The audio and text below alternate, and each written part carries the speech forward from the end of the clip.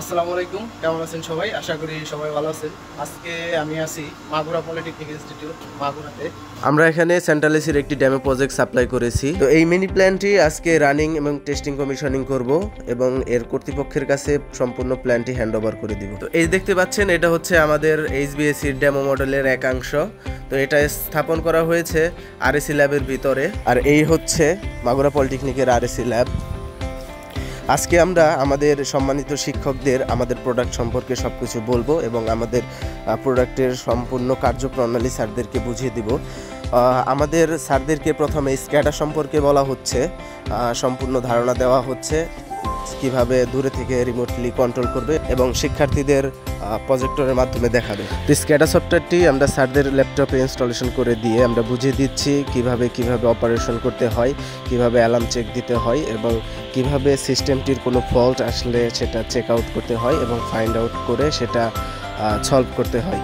তো এখানে সম্মানিত স্যাররা আমাদের কথাগুলো খুব মনোযোগ সহকারে দেখতেছে, শুনতেছে।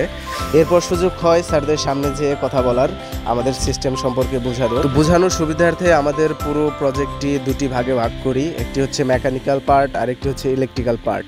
তো আমি প্রথমে মেকানিক্যাল পার্টগুলো বোঝাচ্ছিলাম স্যারদেরকে, মেকানিক্যাল সকল সাইকেল সম্পর্কে, কম্পোনেন্ট সম্পর্কে, কোন জিনিসটার কি কাজ আর কেন এই সিস্টেমে এই ধরনের এই টাইপের কম্পোনেন্টগুলো ব্যবহার করা হয়েছে। সবচেয়ে মজার কথা হলো, আমাদের ডিপ্লোমা চলাকালীন আমরা এরকম কোনো আপডেট জিনিস, কোনো সেন্ট্রাল এয়ার কন্ডিশনিং জিনিস আমরা ক্যাম্পাসে দেখতে পারি নাই। আর এখন তাদের জন্য আমরা কাজ করতেছি, তাদের শেখার জন্য কাজ করতেছি, কিভাবে তারা আমাদের এইচবিসি সেক্টরটাকে আরও ভালোভাবে শিখতে পারে, বুঝতে পারে, কিভাবে আরো সহজে বুঝতে পারে, সেগুলো নিয়ে কাজ করার সুযোগ হচ্ছে। মেকানিক্যাল পার্ট নিয়ে বলার পর এখন আমরা ইলেকট্রিক্যাল পার্ট নিয়ে বলতেছি। তো ইলেকট্রিক্যাল পার্টে আমাদের কিভাবে আমাদের চিলারটি সিকোয়েন্স ওয়াইজ কন্ট্রোলিং হচ্ছে, আমার প্যানেল বোর্ডে কি কি ডিভাইস ব্যবহার করা হয়েছে, কোন কম্পোনেন্টটার কাজ কি, কেন ব্যবহার করা হয়েছে, বিস্তারিত বলার চেষ্টা করেছি। এখানে switching device, controlling device, safety device সকল কিছু নিয়ে সাথে ধারণা দেওয়ার চেষ্টা করেছি পিএলসি কি, এইচএমআই কি এবং কেন এটা ব্যবহার করা হয়।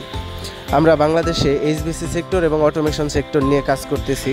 আপনাদের চাহিদা অনুযায়ী ইন্ডাস্ট্রির যে কোনো ধরনের অটোমেশনের কাজ, যে কোনো অটোমেশন রিলেটেড স্পেয়ার পার্টস আমরা সাপ্লাই করে থাকি এবং যে কোনো ধরনের ইন্ডাস্ট্রিয়াল অটোমেশন, মেশিন অটোমেশন এবং বিল্ডিং অটোমেশন নিয়ে কাজ করি এবং এইচবিসি রিলেটেড যে কোনো ধরনের spare parts, chiller, new chiller, recondition chiller আমরা সাপ্লাই করে থাকি এবং যে কোনো ধরনের ট্রাবল শুটিংয়ের কাজ করে থাকি। এইচবিএসি এবং অটোমেশন সেক্টরের যে কোনো ধরনের সমস্যা এবং নতুন ইনস্টলেশনের জন্য আমাদের সাথে যোগাযোগ করতে পারেন। অতি অল্প সময়ে সর্বোচ্চ মানের ভালো সেবাটি আমাদের কাছ থেকে পাবেন। তো আমাদের শিক্ষকরা ছিল অনেক ভালো মানের মানুষ। তো আমি ইলেকট্রিক্যাল এবং মেকানিক্যাল পার্ট দুটোই বোঝানোর পর স্যারদের কিছু কোশ্চেন থাকে, তো সেই কোশ্চেনগুলোর আনসার দেওয়ার চেষ্টা করি এবং বুঝিয়ে দেওয়ার চেষ্টা করি। তো এরপর আমরা মেকানিক্যাল পার্ট, ইলেকট্রিক্যাল পার্ট এবং স্ক্যাডা সিস্টেম বোঝানোর পর এরপর শুরু করি আমরা এইচএমআই এর পার্ট। তো এইচএমআই থেকে কিভাবে এটা কন্ট্রোল করবে, তো চলুন দেখি এবার কিভাবে এইচএমআই থেকে কন্ট্রোল করতে হয়। প্রথমে আমাদের মেন ব্রেকারটা উঠাতে হবে, অন করতে হবে, দেন আমার কন্ট্রোল প্যানেলে এখানে পাওয়ার আসবে। আমার পুরো মেন পাওয়ারটা চলে গেছে সব জায়গায়। আমি এখন চালু করবো কন্ট্রোলিং পাওয়ারটা, তো আমার কন্ট্রোলিং পাওয়ারটা সব জায়গায় চলে গেছে। তো এখন রানিং হচ্ছে আমাদের চিলারে টোটাল ইন্টারফেসটা। তো এটা হচ্ছে ওয়ার্ক ফ্লো।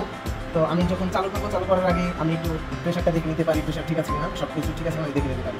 এখানে আমাদের একটু স্টপ কাল বন্ধ আছে, সেটা দেখতে পাচ্ছি। তো আমি এখন যাবো অপারেশনে যে আমি অপারেশনগুলো যে পাবো, এখানে আমি অটো এবং ম্যানুয়াল প্রথমে পেয়ে যাবো। আমি যদি ম্যানুয়াল কোনটা চালাই, আমি প্রথমে একটা ম্যানুয়াল সিলেক্ট করবো। ম্যানুয়াল সিলেক্ট করার পর আমি যেটা চালাবো, আমার কুলিং টাওয়ার পাম্প চালু হয়ে গেছে, তারপর কুলিং টাওয়ার ফ্যান চালু হয়ে গেছে, আমার সব ম্যানুয়ালি আমি এখান থেকে চালু করতে পারবো। দেন আমি একটি স্টপ করে দিচ্ছি। আমার চিলারটা আমি যদি এখন আমি অটো মোডে চালাবো, মেশিন নিজে নিজে চালু হয়ে যাবে। তো সেটা করতে চাইলে প্রথমে অটো সিলেক্ট করবো। অটো সিলেক্ট করার পর আমি জাস্ট স্টারে টিপ দিয়ে দেবো। তো আমার প্রথমে পাম্প চালু হয়ে গেছে। তো এখন ধীরে ধীরে ও নিজের মতো করে অটো চালু হয়ে যাবে। তো তারপর আমি দেখতে পাচ্ছি এখানে অ্যালার্ম আছে, আমার এফসিও ফ্যান চালু হয়ে গেছে 1, 2 দুটোটা। তো এখন এখানে অ্যালার্ম আছে। তো আমার যদি কোনো অ্যালার্ম আসে, কোনো ফল্ট আসে, তো সে এখানে এসে থাকবে এবং রিসেট বাটনটা এখানে আসবে। দেন আমি ট্রেন দেখতে পারবো, ফ্লো চার্টটা দেখতে পারবো, এখানে সেট ভ্যালু এবং প্রেজেন্ট ভ্যালু। দেন আমি এখানে সেটিং, আমি সব কিছু সেট দিতে পারবো, high pressure, low pressure, cooling tower out, সব টেম্পারেচার সেট দিতে পারবো, আর প্রেশার আমি সেট দিতে পারবো। দেন ইনপুট দেখতে পারবো, আমি দেখবো কী কী ইনপুট আমার অ্যাক্টিভ আছে এবং আউটপুট দেখতে পারবো আমার কী কী আউটপুট চলতেছে। আমি যদি ওয়ার্ক ফ্লোতে যাই, তো দেখতে পাচ্ছেন আমার কম্প্রেসরটি অলরেডি অটোমেটিকলি চালু হয়ে গেছে। তো এখানে আমার ডিসচার্জ প্রেশার আছে 245 এবং সাকশন প্রেশার আছে 60। তো এখানে ডিসচার্জ টেম্পারেচার, এখানে আমার সলিনেট ভালভ, পাম্প চলতেছে, cooling tower, inlet outlet temperature, FC room temperature, আমার সবগুলো টেম্পারেচার ওভারভিউ দেখতেছি। তো আর এখানে হচ্ছে আমার সেট টেম্পারেচার, আর উপরটা হচ্ছে প্রেজেন্ট টেম্পারেচার, প্রেজেন্ট ভ্যালু। তো আমার সেট দেওয়া আছে 10-এ, মানে 10-এ চলতেছে। এখন যদি আমি পুরো সিস্টেমটা স্টপ করবো, অপারেশনে যাব, আমি জাস্ট স্টপ ক্লিক দিব, আমার পুরো সিস্টেমটি শাটডাউন নিয়ে নিয়েছে। তো ধন্যবাদ সবাইকে পাশে থাকার জন্য, ভিডিওটি দেখার জন্য।